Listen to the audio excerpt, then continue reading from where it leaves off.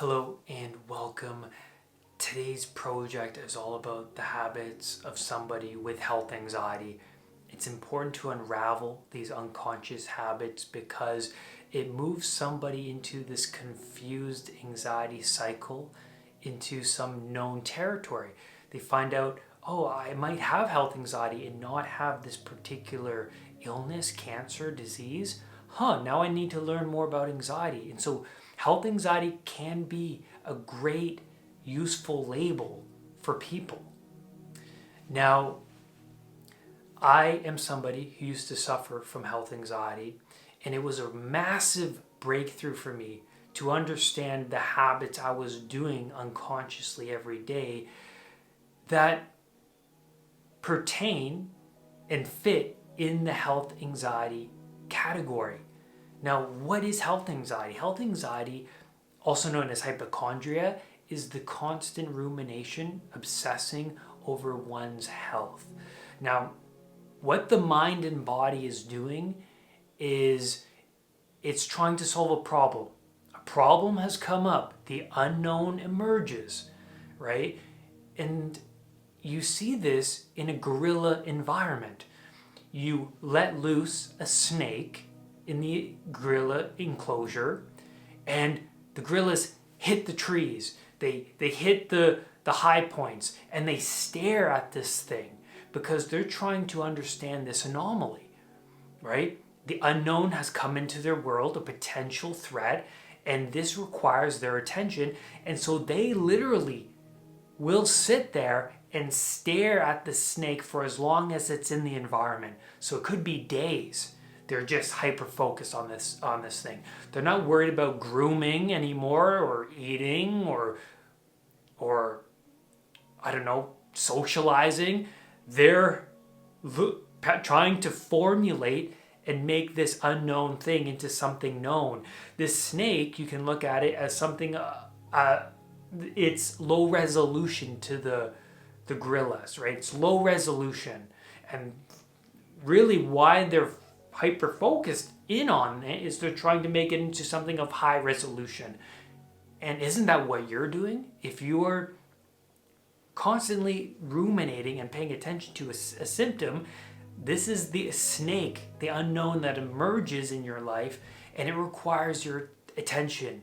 And you will spend weeks, months, people even years will be so hyper fixated over this snake that everything else in their life gets thrown on the back burner, and everything around them gets unhealthy. The relationships, their job becomes unhealthy.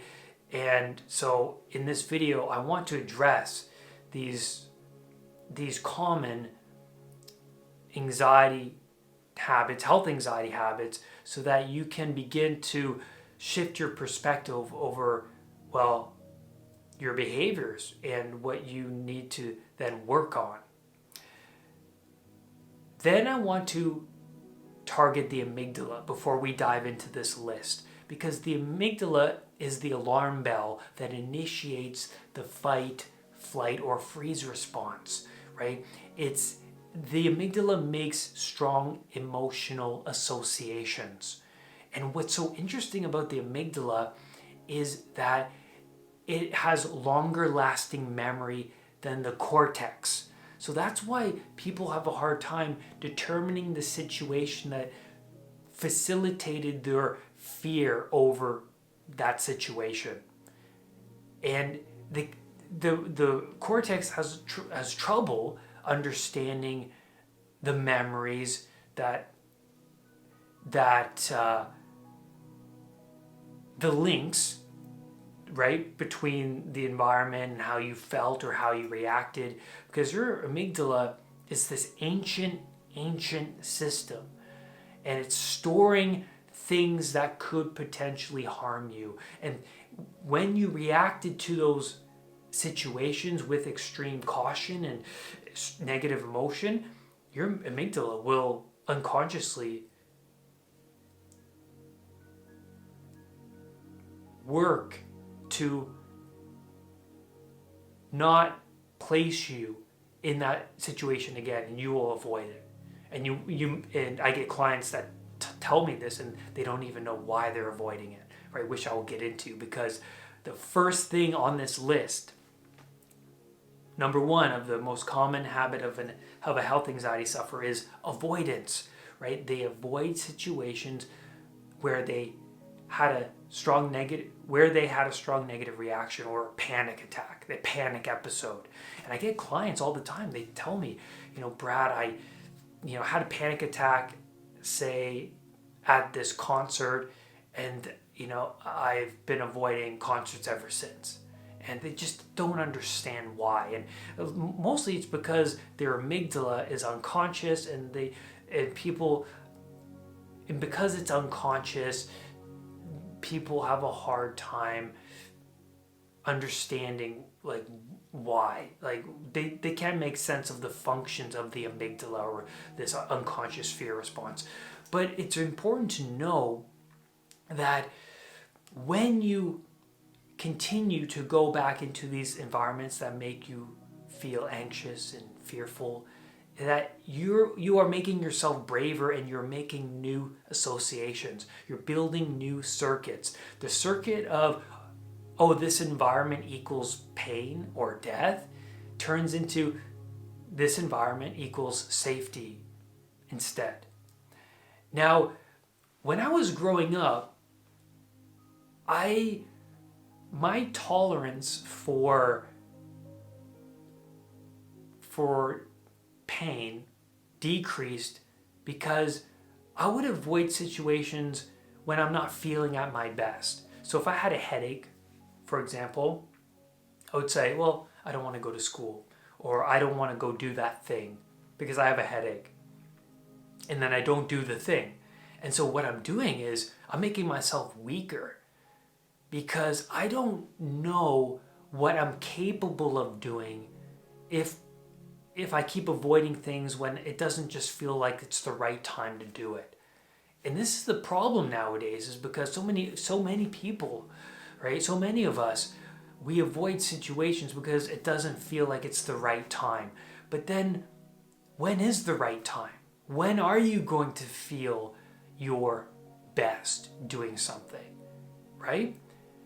And when I guide my clients through the desensitization process, which is voluntary exposure of the things you do not want to confront, and they go into an environment where they don't feel good, they feel stressed or anxious, but they stay there and they do it anyways, they come back and report to me and they say, Brad, before I just couldn't believe I could do this thing.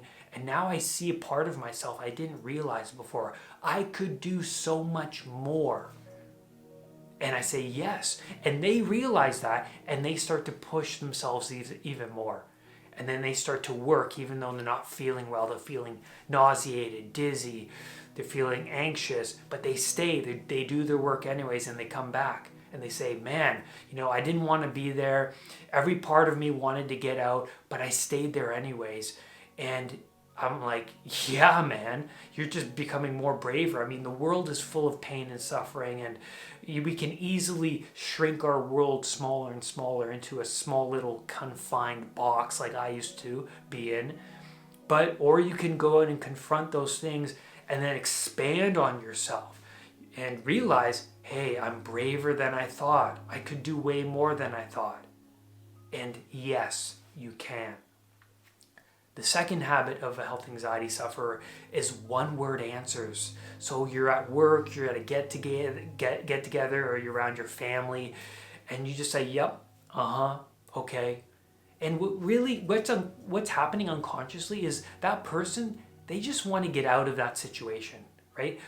Well, there's two things really going on. One is they're so emotionally closed off, but they're emotionally invested in that problem, right? The problem of whatever this illness or sensation or body part or zap pain, what it could be. So they're emotionally concerned, right? All their focus is going there, but they're in situations where they might feel like they will lose control, or they might make a fool of themselves.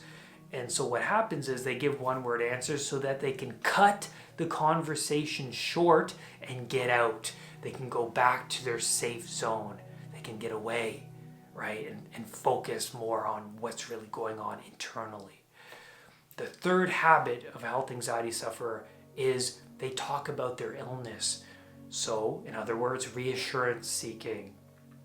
Now, why this is a problem, it's because when you can constantly talk about your symptoms and how you're feeling, you're not really solving the underlying problem, are you?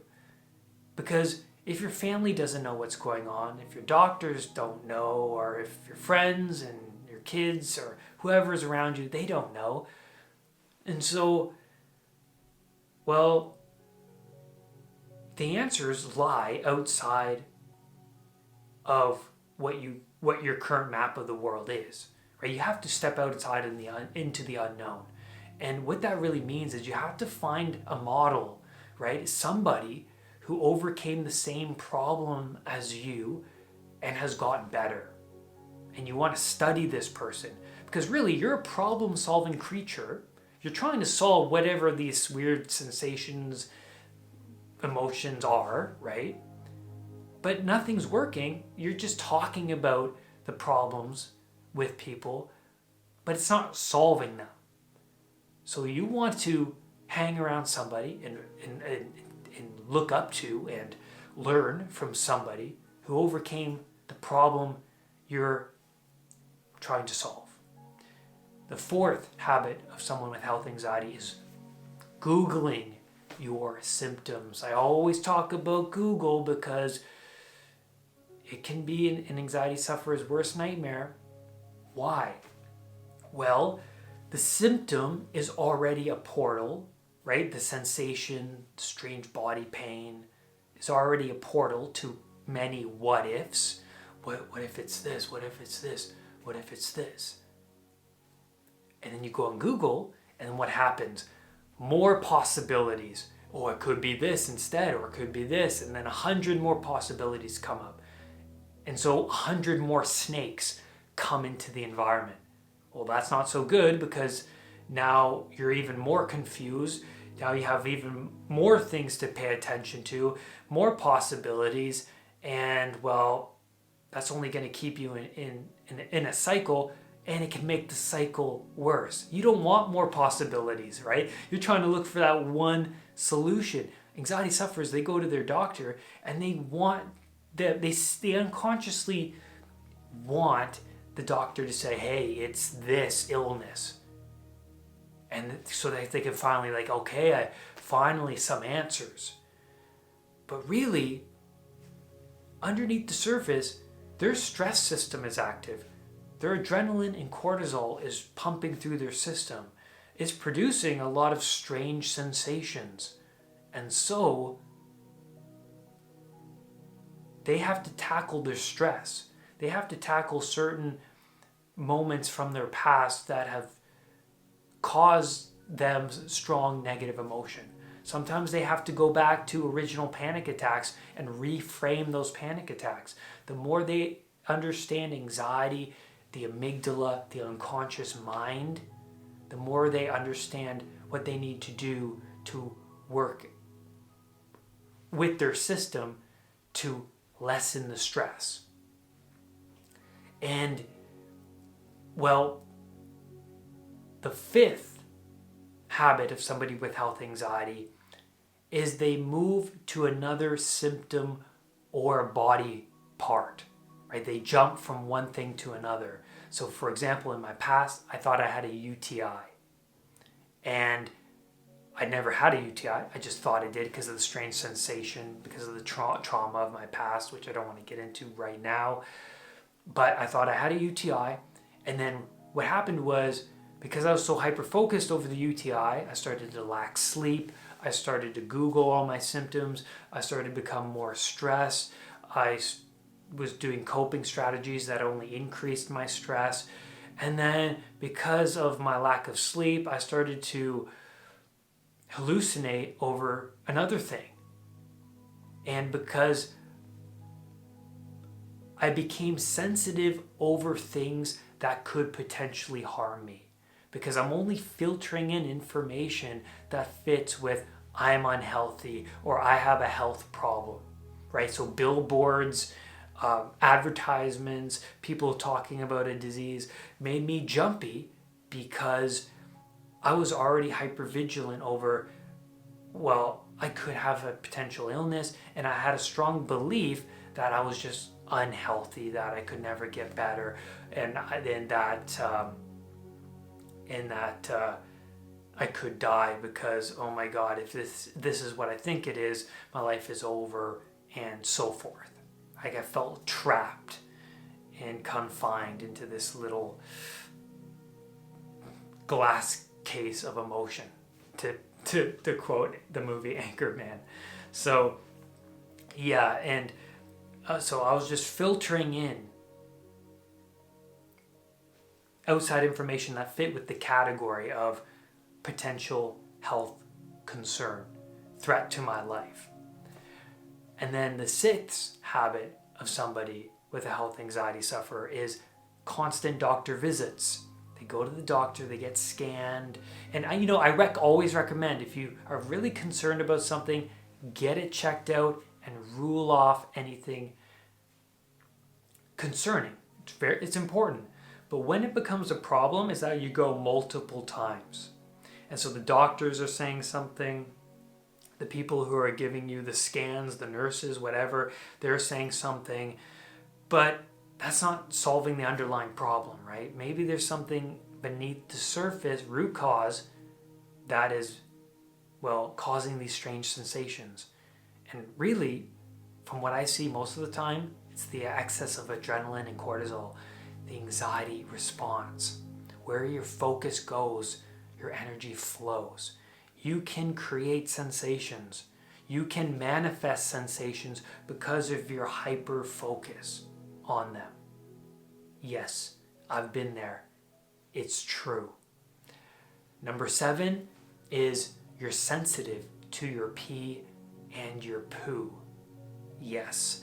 For me, whenever I'd go to the bathroom, I would pay attention. If it was a strange color, if it was awfully orange, I would think it was blood or something, and I would emotionally react. Or when I went number 2, same thing, I would just look. And, we always look at our pee and poo. It's a natural thing because it determines our health, right? To some degree. But to a health anxiety sufferer, it goes beyond that. We become so sensitive to that, the strange color or the fogginess of it, right? And we might think, oh my God, it's because of this illness, or it's because of this. Could have been just something you ate, right? And the 8th habit of somebody who has health anxiety is they overconsume water, or they overconsume a certain food or drink that is believed to help cure them of this potential illness, right? And so, to bring you back to my past, when I thought I had a UTI, what happened was I looked on Google, right? The symptoms of a UTI. I thought I had the symptoms, right? And then I saw cranberry juice helped flush out the bad bacteria. And so I went and bought a jar of cranberry juice. And I started drinking it and chugging it. And I overconsumed this product that was said to help with the illness I thought I had. But I wasn't tackling the root cause because the cranberry juice didn't help relieve the symptoms. Why? Well, I never had a UTI, right? So the fact that I still kept feeling the symptoms and sensations, I was like, oh my God, I need more cranberry juice. So I would go and get more and drink it and become obsessed over it. But it was the wrong approach. It was the wrong strategy. And it just kept me in this cycle of obsession. And it wasn't until I discovered these habits that I mentioned to you of a health anxiety sufferer, when I realized, this makes sense. No wonder all the other strategies aren't working. I wasn't tackling the root cause. I have health anxiety. Okay, what is health anxiety? So I hope that you follow my channel. I hope that you listen to the podcast, because I talk about how to recover from health anxiety, the strategies and tools you need to overcome this naturally. So go binge, listen to the podcast, learn about health anxiety. I overcame it naturally, so I'm sure you can relate to what I'm talking about. And lastly, do not let anxiety define who you are. I will see you on the next video. Leave your comments below. Is there another habit that I failed to miss? I'll see you on the next video. Bye for now. Make sure you hit that subscribe button and that bell so that whenever a new video of mine appears, you will be one of the first to know. Namaste.